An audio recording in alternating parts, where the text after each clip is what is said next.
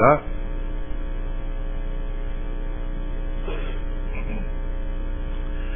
제가 봉독하여 드리겠습니다. 마태복음 2장 1절부터 12절 말씀까지입니다. 헤롯 왕 때에 예수께서 유대 베들레헴에서 나심에 동방으로부터 박사들이 예루살렘에 이르러 말하되 유대인의 왕으로 나시니가 어디 계시냐? 우리가 동방에서 그의 별을 보고 그에게 경배하러 왔노라 하니 헤롯 왕과 온 예루살렘이 듣고 소동한지라. 왕이 모든 대제사장과 백성의 서기관들을 모아 그리스도가 어디서 나겠느냐 물으니 이르되 유대 베들레헴이오니 이는 선지자로 이렇게 기록된 바 또 유대 땅 베들레헴아 너는 유대 고을 중에서 가장 작지 아니하도다. 내게서 한 다스리는 자가 나와서 내 백성 이스라엘의 목자가 되리라 하였음이니라. 이에 헤롯이 가만히 박사들을 불러 별이 나타난 때를 자세히 묻고 베들레헴으로 보내며 이르되 가서 아기에 대하여 자세히 알아보고 찾거든 내게 고하여 나도 가서 그에게 경배하게 하라.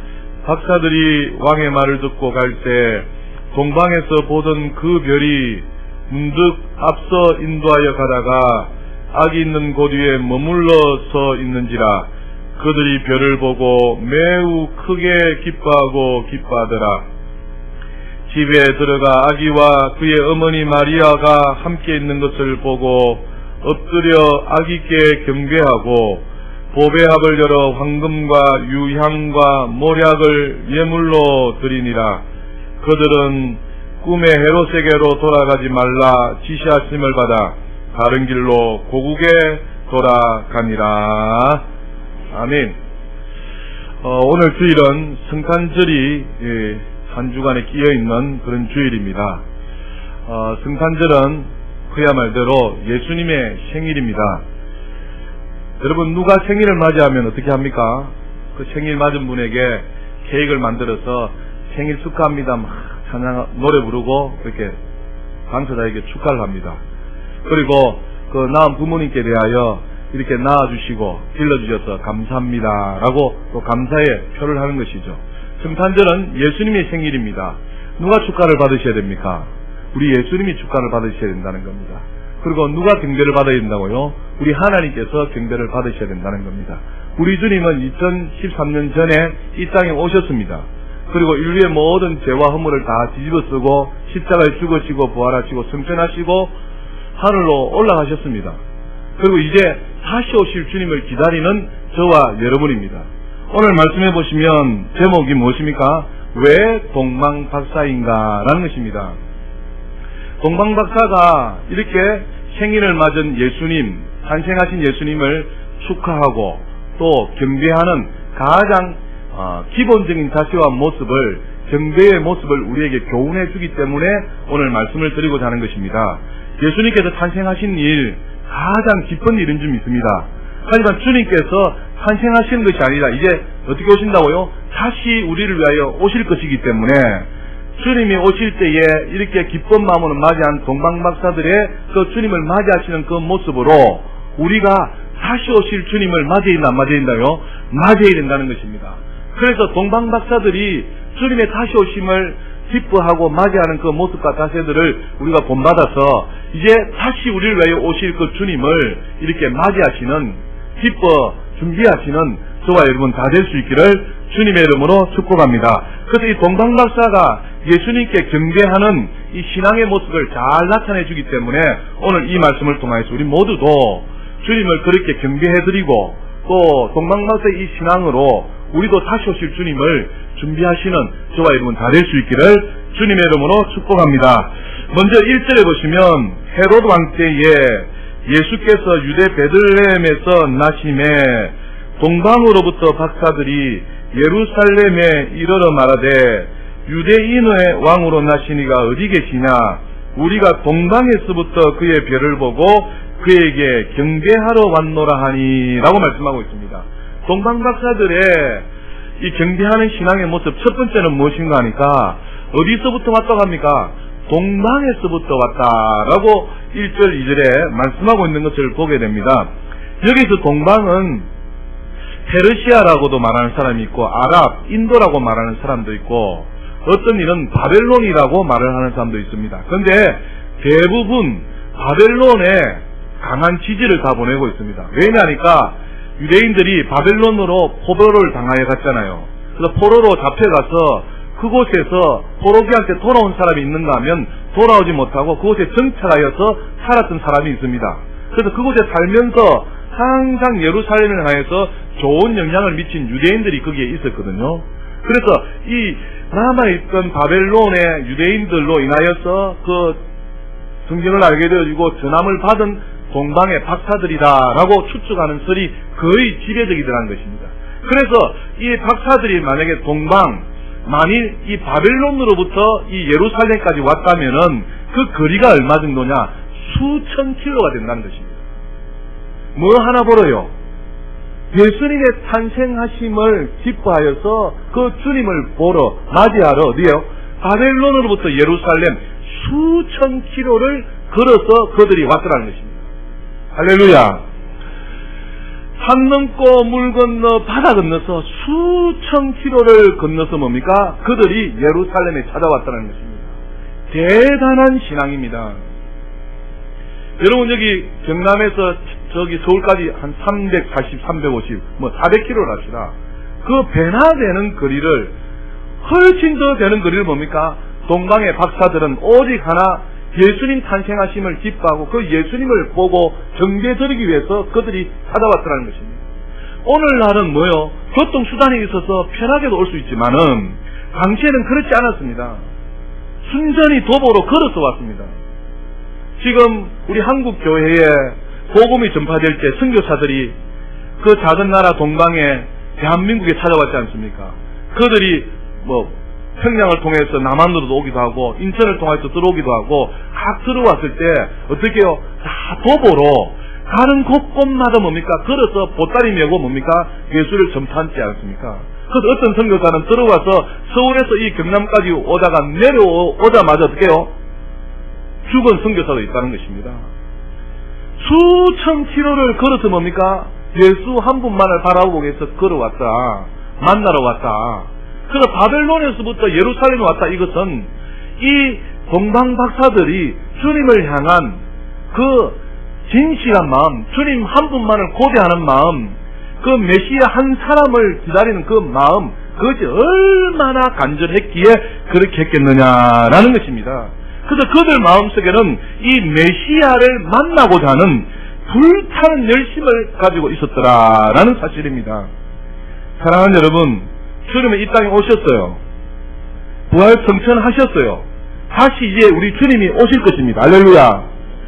동방 박사들이 주님 한 분을 보기 위해서 수천 킬로를 걸어서 주님을 만나러 가셨던 것처럼 이제 다시 오실 주님이 이제 마지막 우리가 기다리고 있는 가운데 있습니다. 그 주님을 이 동방 박사들이 수천 킬로를 걸어가면서 메시아를 만나고자 하였던 그 열심을 가졌던 것처럼 우리들도 다시 오실 주님을 향한 그 대단한 메시아를 기대하는, 다시 오실 주님을 기대하는 그 열심과 그 열정들이 지금 우리에게 필요한 줄 믿습니다. 당시에는 교통이 좋지 않았다 했지 않습니까? 바벨론에서 예루살렘으로 오는 길에는 강도가 많았다고 해요. 도적들이 참 많았다고 합니다. 그래서 그곳에 매복하여서 지나가는 행인들을 쳐서 물건을 도둑질하고 강도짓을 하는 일들이 참 많았다는 것입니다. 그런데 여러분, 이 동방의 박사들이 그 예수님을 만나러 올 때 무엇을 가져왔습니까? 황금과 유황과 모략 귀한 예물들을 준비하여 왔습니다. 그 바벨론에서 예루살렘으로 가는 중에 강도를 만나게 되면 어떻게 될지 모릅니다. 물건을 찾기 위해서 목숨까지 잃을 줄도 모릅니다. 그런 위험천만한 일들이 있음에도 불구하고 어떻게 했다고요? 그들은 오로지 인내로서 예루살렘에게까지 이르렀다는 것입니다. 무엇이 그들로 하여금 그렇게 하였을까요? 그것은 바로 메시아 탄생에 대한 이 동방의 박사들이 간절한 소망과 기대가 그렇게 하였더라라고 말씀하고 있습니다. 사랑하는 성도 여러분, 주님을 찾고 천국의 상금을 바라보는 우리의 소망은 어느 정도입니까? 다시 말씀드리면 주님의 은혜를 갈망하는 우리 심장의 맥박수가 어느 정도입니까? 하나님 나라의 사역에 대한 나의 열정이 온도로 치면 섭씨 몇 도입니까? 주님의 교회를 사랑하는 나의 마음은 얼마나 간절한지요. 사랑하는 여러분, 기억합시다. 주님은 간절히 사모하고 열심으로 찾고 결코 포기하지 않는 그 사람들에게 하나님께서 풍성한 은혜를 베풀어 주실 줄 믿습니다. 동방박사의 두 번째 정대하는 신앙은 무엇인가 하니까 그들이 동방에서부터 보고 온 것이 있습니다. 그것이 무엇이었습니까? 별을 보고 왔더라 합니다. 2절을 다시 한번 보십시오. 유대인의 왕으로 나신 이가 어디 계시냐? 우리가 동방에서 그의 무엇을 보고요? 별을 보고 그에게 경배하러 왔노라 라고 이야기합니다. 9절에도 보시면 박사들이 왕의 말을 듣고 갈 때 동방에서 보던 그 별이 문덕 앞에서 인도하여 가다가 악이 있는 곳 위에 머물러 서 있는지라 그들이 무엇을 보고요? 별을 보고 이렇게 이야기합니다. 이 동방의 박사들은 별의 인도를 받았다는 사실입니다. 무슨 말씀인가 하니까 특별히 하나님께서 이 예수님의 탄생을 알리는 데 있어서 자연현상인 이 별을 이용하셨다는 것입니다. 할렐루야. 여러분, 이것이 얼마나 우리에게 위로가 되는지를 모릅니다. 지금 우리는 어디 가운데 삽니까? 우주 가운데 살아요. 지구 가운데 삽니다. 이 우주와 지구를 다스리시고 이용하시는 분이 누구시다고요? 우리 하나님이시다는 것입니다. 이 동방의 박사들이 예수님의 탄생을 바라보면서 무엇을 보고 따라왔느냐 하니까 별을 보고 따라왔다는 것입니다. 다시 말씀드리면 하나님께서 이 자연현상을 주관하고 계신다, 안 계신다요? 주관하고 있다는 사실입니다. 우리가 믿는 하나님이 우주와 만물을 마음있다고요? 통치하고 있다는 사실입니다. 그래서 동방의 박사들은 점성가였는데, 천문학자였는데, 천자였는데, 그들이 뭡니까? 어디 하늘에 떠있는 문득 일어난 그 별을 보고 주님이 탄생하신 그 길을 따라서 수천 킬로를 걸어서 뭡니까? 주님 앞에 왔더라는 것 아니겠습니까? 그래서 2절에 나오는 말씀, 유대인의 왕으로 나신 이가 어디 계시냐? 우리가 동방에서 그의 별을 보고 그에게 경배하러 왔노라 하는데, 동방에서 그의 별을 보고 이 말이 다른 성경에 이렇게 되어 있습니다. 우리가 그 별이 떠오르는 것을 보았다라고 되어 있습니다. 다시 말씀드리면 그 별이 처음 나타난 것을 그 천문학자들이 보고 유심히 관찰했다는 것입니다. 그래서 그 별만을 보고 뭡니까? 인도하는 대로 그들이 따라왔더라라고 말씀하는 것입니다. 성경은 별을 두고서 영적으로 예수님을 가르칩니다. 계시록 22장 16절 한번 보시겠어요? 계시록 22장 16절을 보십시오.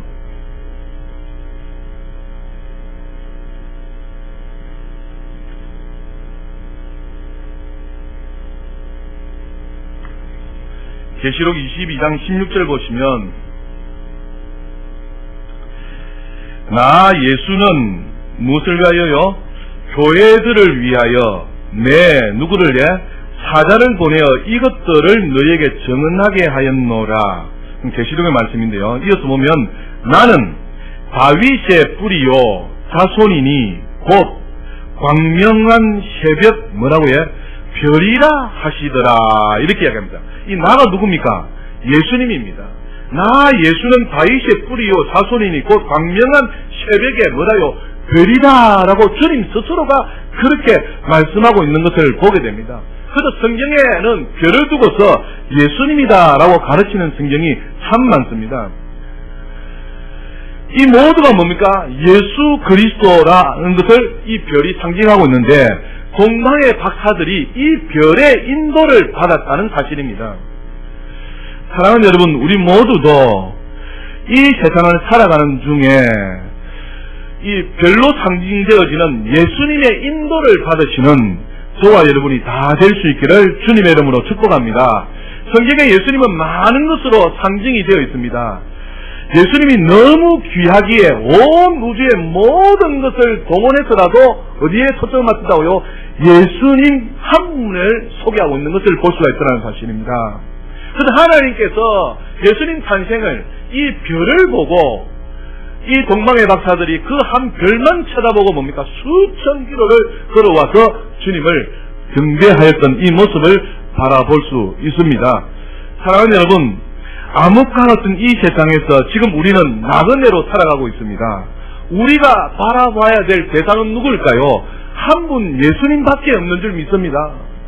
우리가 이 험한 세상, 암흑과 같은 이 세상 가운데 누구의 인도를 받아야 되겠습니까? 예수 그리스도의 인도를 받아야 될 줄 믿습니다. 그래서 예수님께서 스스로 말씀하시기를 내가 곧 뭐라고 해? 길이요 진리요 생명이다 말씀하셨던 것입니다. 그래서 우리가 이 험한 세상, 암흑과 같은 이 세상 가운데 누구의 인도를 받아야 되느냐? 바로 예수 그리스도의 인도를 받으라라고 오늘 우리에게 교훈해주고 있다는 것입니다. 그래서 동방의 이 박사는 오직 별을 바라보고 예수님이 탄생하신 그 현장으로 그들이 뭡니까? 발걸음을 옮겼는데 수천 킬로를 걸어서 예수님 탄생하신 현장에 나왔더라라고 말씀하는 것입니다. 사랑하는 우리 모두가 오직 한 분 예수만을 바라오시는 귀한 은혜가 있으시기를 주님의 이름으로 축복합니다. 이것을 달리 말씀드리면 성령께서 내게 조명하여 주시는 그것을 통하여서 진리로 이끄심을 받고 또 궁극적으로 우리 모두는 주님의 인도를 따라서 새 예루살렘에 도착해야 될 줄 믿습니다.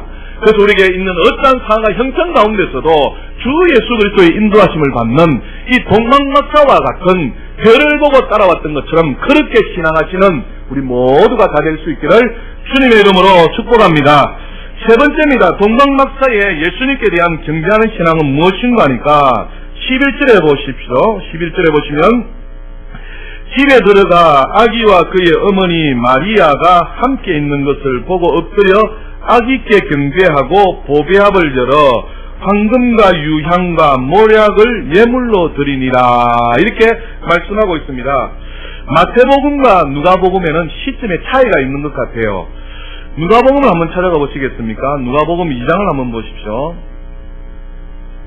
예수 탄생의 기쁜 소식을 천사가 전하게 되는데 누가복음 2장 8절부터 보시면 그 지역의 목자들이 밤에 밖에서 자기 양떼를 지키더니 주의 사자가 곁에 서고 주의 영광이 그들을 두루 비춤에 크게 무서워하는지라 천사가 이르되 무서워하지 말라 보라 내가 온 백성에게 미칠 큰 기쁨의 좋은 소식을 너에게 전하노라 오늘 다윗의 동네에 너희를 위하여 구주가 나셨으니 곧 그리스도 주시니라 12절에 너희는 가서 강보에 쌓여 구유에 누워 있는 아기를 보리니 이것이 너희에게 뭐가 된다고요? 표적이니라 하였더라 하고 말씀하고 있습니다. 이 12절에 나오는 예수님의 모습은 강보에 쌓여 있는 아기의 모습입니다.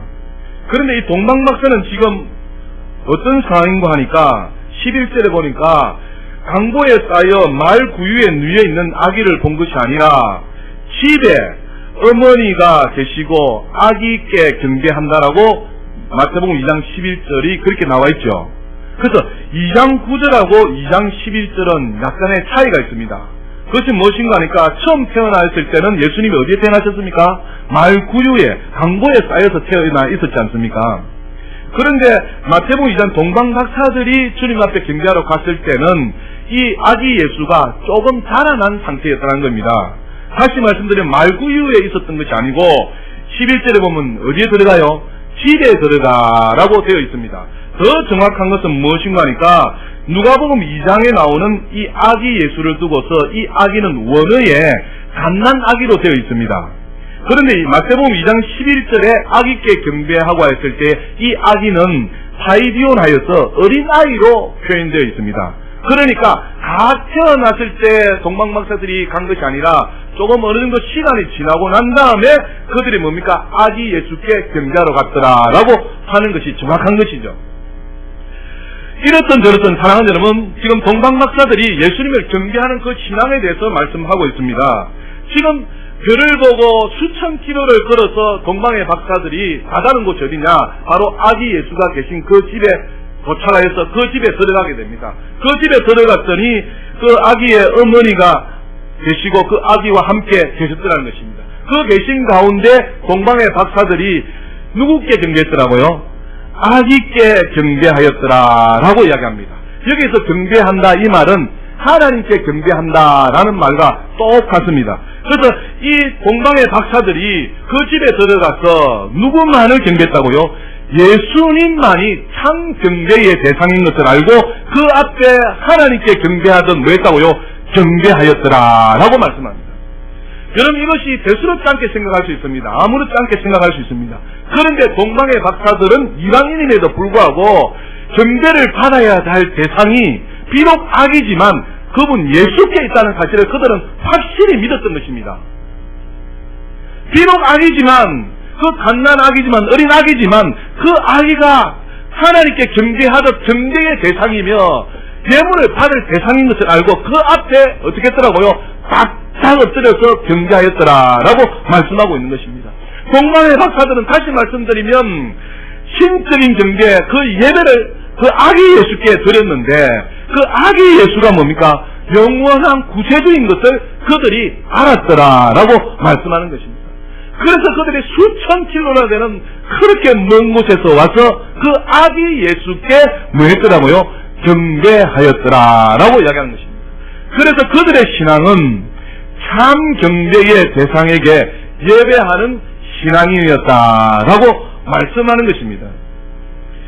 유대인들은 경배하였다는 말이 성경에 나오지 않습니다. 심지어 주의 사자로부터 기쁨의 큰 소식을 들은 목자도 이 아기 예수께 경배하였다는 언급이 없습니다. 그런데 수천 킬로를 걸어서 아기 예수께 나온 이 동방의 박사는 아기 예수께 뭐 했더라고요? 경배하였더라라고 오늘 말씀하고 있더라라는 사실입니다. 사랑하는 여러분, 사람의 생각에 이 아기 예수 별 대수롭지 않게 얼마든지 생각할 수 있습니다. 그런데 이 아기 앞에 어떻게 했다고요? 엎드려 경배하였다는 것은 이 동방박사의 대단한 믿음을 이야기하는 것입니다. 그리고 아무런 보상도 받을 수 없는 그 아기 예수께 뭐 했다고요? 황금과 유향과 모략을 드리는 이 대단한 믿음을 이 동방의 박사들이 소유했더라라는 것을 말씀하고 있습니다. 사랑하는 여러분, 우리 주님 이 땅에 오셔서 부활 승천하시고 다시 재림하시게 될 것입니다. 동방의 박사가 오직 아기 예수께 믿음으로 경배하고 믿음으로 황금과 유황과 모략을 준비하여서 그들이 드리게 되지 않습니까? 이 믿음이 지금 오늘날 저와 여러분에게 있어야 될 믿음이라는 것입니다. 이 험한 세상 가운데 주님의 인도를 받으면서 우리는 누구께만 경배해야 된다고요? 하나님 한 분께만 경배해야 됩니다. 예수님 한 분께만 경배해야 된다는 사실입니다. 그 하나님 한 분만 하는 유일한 신앙이 우리에게 얼마나 지금 필요한지 모릅니다. 지금 전 세상은 종교다원주의로 가고 있습니다. 예수만이 길임에도 불구하고 예수를 믿으면서도 또 다른 길을 놓고하는 신앙인들이 너무 많아요. 예수를 믿으면서 점술가를 찾아가는 신앙인들이 너무 많습니다. 예수를 믿으면서도 예수님에 대한 확실한 믿음으로 올인하지 아니하고 정쟁이를 찾아가는 신앙인들이 얼마나 많은지 모릅니다. 예수 믿으면서도 만물의 신을 찾아가는 신앙인들이 얼마나 많은지 모릅니다. 오늘 동방의 박사는 수천 킬로를 걸어서 오면서 오직 아기 예수께, 오직 경배의 대상은 비록 악이랄지라도 메시아이신 이분께만 경배하는 이 아름다운 모습, 우리에게 도전을 주고 있는 걸 아니겠습니까? 사랑하는 여러분, 지금 우리에게 하나님이 기대하시는 것은 무엇일까요? 오직 하나님께만 경배하며 하나님만 예배하기를 원하십니다. 그래서 오죽했으면 성경은 예배하는 자를 지금도 주님이 말하고 있다고요? 찾고 있다는 것입니다. 이것은 무슨 말씀입니까? 예수 믿는 사람 중에서도 하나님께 예배하지 않는 자가 많다는 것을 예언하는 것입니다. 말세에 믿는 자를 보겠느냐 주님이 말씀하셨어요. 이 말세의 기만을 살아오는 저와 여러분들이 오직 하나님께만, 하나님 한 분만을 경배하며 그분만을 의지하시는 저와 여러분의 신앙이 될 수 있기를 주님의 이름으로 축복합니다. 그 동방박사들이 아기 예수께 경배하러 오면서 무엇을 가지고 왔다고요? 황금과 유향과 모략을 가져왔습니다. 이 황금은 무엇인가 하니까 이 아기 예수가 메시아다, 메시아 왕권을 상징하는 것입니다. 비록 아기지만 왕으로 오신 분이다라는 것입니다. 비록 아기도 지금 여기 있지만 만왕의 왕이시오 만주에 주신 열방의 통치사가 바로 이 주님이시다는 것을 말하는 것을 상징하기 위해서 황금을 가져왔더라는 것입니다. 황금은 동수고금을 통해서 매우 값지고 불변하는 성질의 기준품으로 생각하고 있습니다. 그 황금이 상징하는 것이 무엇인가 하니까 바로 메시아 왕권을 상징하고 있더라라는 것입니다. 여러분, 이 세상도 하나님이 통치하는 하나님의 나라가 되어야 될 줄 믿습니다. 그것을 누구를 통해서 이루어드려야 될까요? 우리 예수 믿는 저와 여러분을 통해서 하나님의 나라가 왕성히 설 수 있도록 해드려야 된다는 것입니다. 하나님의 나라가 우리를 통하여서 서갈 수 있도록 이루어질 수 있도록 우리가 그렇게 드려야 된다라고 말씀하는 것입니다. 그래서 황금이라는 것은 무엇을 상징한다고요? 메시아가 왕이시다라는 것을 상징하고 있다는 것입니다. 그래서 이 동방의 박사가 주님은 왕이십니다 해서 황금을 드렸더라는 걸 아니겠어요? 유황을 또 드렸더라고 해야 합니다. 이 유황이 상징하는 것은 무엇인가 하니까 바로 예수님의 신성을 상징합니다. 여러분, 이단 중에 이단이 무엇인가 하니까 예수님의 동정녀 탄생을 부정하는 것입니다. 그것은 종교개혁 시대부터 초대교육 때부터 발생한 이단의 문제입니다. 여러분, 예수님께서 남자와 여자와 결혼하지 아니한 가운데 태어났다, 이것을 믿습니까? 믿으셔야 됩니다. 예수님의 동정녀 탄생을 부정하는 것이 이단이에요. 여러분, 만일에 우리가 결혼하여서 내 자녀가 나오듯이 이 마리아와 요셉이 결혼하여서 그렇게 예수님이 태어났다면 예수님의 신성이 부정되는 것입니다. 다시 말씀드리면 아담 이후의 모든 인생들은 태어날 때부터 뭘 가지고 태어납니까? 죄를 가지고 태어나잖아요. 그런데 죄를 가지고 태어난 예수가 죄를 또 사한다는 것은 예수님의 신성이 부인되는 것입니다. 그래서 우리 기독교는 동정녀 마리아에서 예수님이 탄생했다고 이야기하는 겁니다. 그런데 천주교는 무엇을 이야기합니까? 마리아가 신성하다고, 마리아가 흠이 없고 죄가 없다고 이야기하고 있잖아요. 그래서 이단인 것입니다, 여러분. 예수님은 어떻게 태어났다고요? 동정녀 마리아에게서 태어났습니다. 사람과 같이 태어나지 않았어요. 그것을 보증하는 것이, 상징하는 것이 뭐다고요? 지금 유향이라는 것입니다. 그래서 유향을 드렸다는 것은 예수님의 신성을, 예수님의 가치를 높여드리는 것입니다. 예수님은 하나님의 아들이시요 사람과 같지 않다라고, 죄 없으신 분이다라고 표현한 것이 유향이라는 것입니다. 그래서 동방박사가 드렸다는 것 아니겠습니까? 또 무엇을 드렸습니까? 모략을 드렸습니다. 이 모략은 무엇인가 하니까 사람이 죽게 되면 그 시체가 썩지 않도록 넣는 방부제, 마취제를 두고서 모략이다라고 이야기합니다.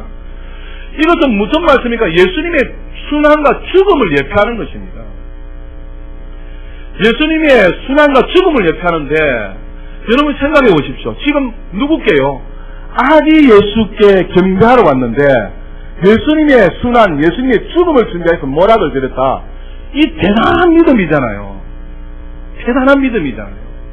그래서 그들이 주님 앞에 찾아올 때는 저 수천 킬로나 되는 그 먼 거리에서부터 이 메시아를 대망하고 메시아를 위하여 기다리고 메시아를 위하여 준비하였던 이 아름다운 신앙이 이 동방의 박사들에게 있었더라라는 사실입니다.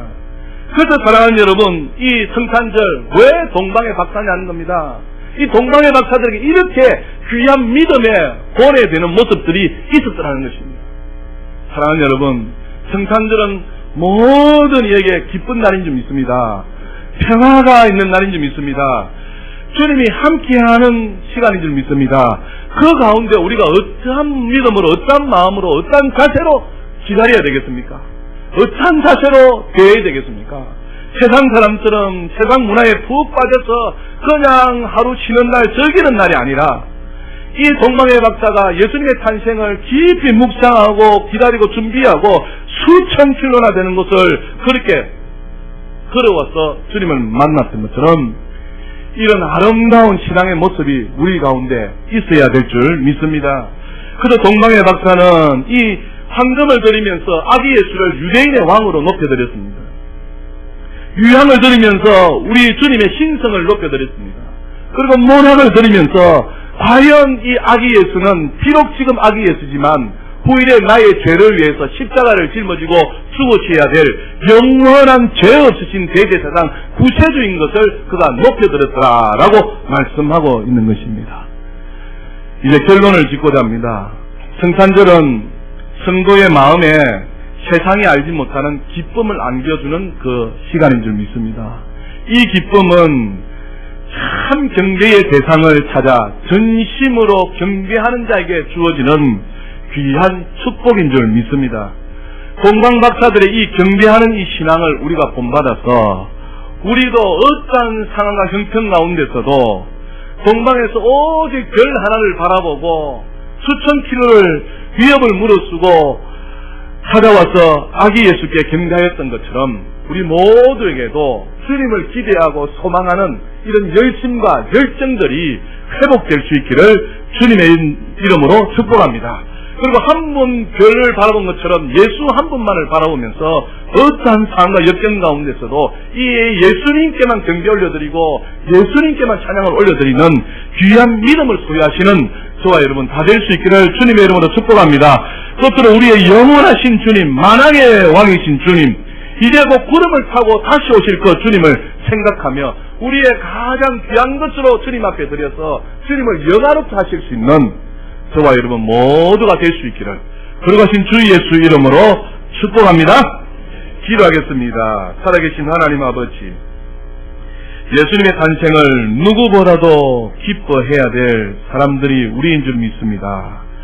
우리 가운데 오늘 동방박사들이 예수님의 탄생을 보고 경배드렸던 이 모습과 자세와 태도를 되새김으로 우리 모두도 우리의 신앙을 점검하고 한 분 예수께 경배하며 영광을 돌려드리며 우리에게는 그 모든 것으로 주님을 귀하게 높여드리는 참으로 복된 우리 성도들로 하나님 축복하여 주시옵소서. 영이 맑아지게 하시고 정신이 새로워지게 하시고 우리 심령 속에 새로운 타작기계가 되어져서 예수님이 주시는 기쁨으로 말미암아 새 역사를 창조해가는 하나님의 귀한 백성들로 기름 부어 축복하여 주시옵소서. 주 예수 그리스도 이 땅에 오심을 기뻐합니다. 주 예수 그리스도 탄생하심을 기뻐합니다. 뿐만 아니라 다시 오실 주님을 기대하며 소망하며 그분만을 바라보니 우리 모두에게 성령의 충만함으로 하나님 함께하여 주시옵소서. 감사드리옵고 예수 그리스도 이름으로 축복하며 기도드리옵나이다. 아멘.